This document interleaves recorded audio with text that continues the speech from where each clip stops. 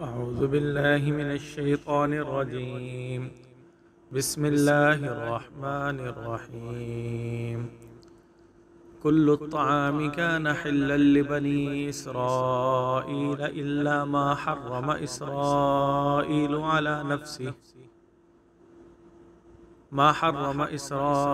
على نفسه من قبل أن تنزل التوراة. قل فأتوا بالتوراة فاتلوها إن كنتم صادقين. فمن افترى على الله الكذب من بعد ذلك فأولئك هم الظالمون.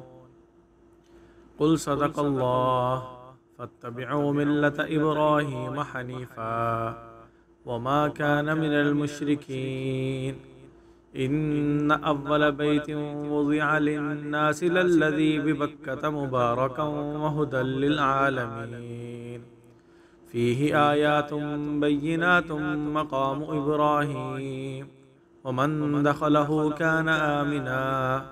ولله على الناس حج البيت من استطاع إليه سبيلا ومن كفر فإن الله غني عن العالمين.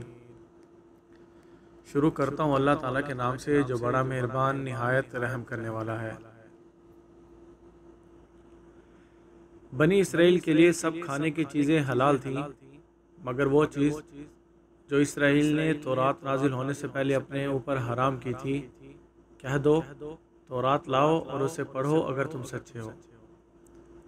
پھر جس نے اس کے بعد اللہ پر جھوٹ بنایا وہی بڑے بے انصاف ہیں۔ کہہ دو اللہ نے سچ فرمایا ہے، اب ابراہیم کے دین کے تابع ہو جاؤ جو ایک اللہ ہی کے ہو گئے تھے اور مشرکوں میں سے نہ تھے۔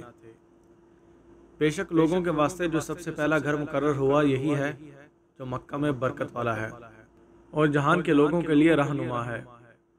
اس میں ظاہر نشانیاں ہیں اور مقام ابراہیم ہے، اور جو اس میں داخل ہو جائے وہ امن والا ہو جاتا ہے، اور لوگوں پر اس گھر کا حج کرنا اللہ کا حق ہے۔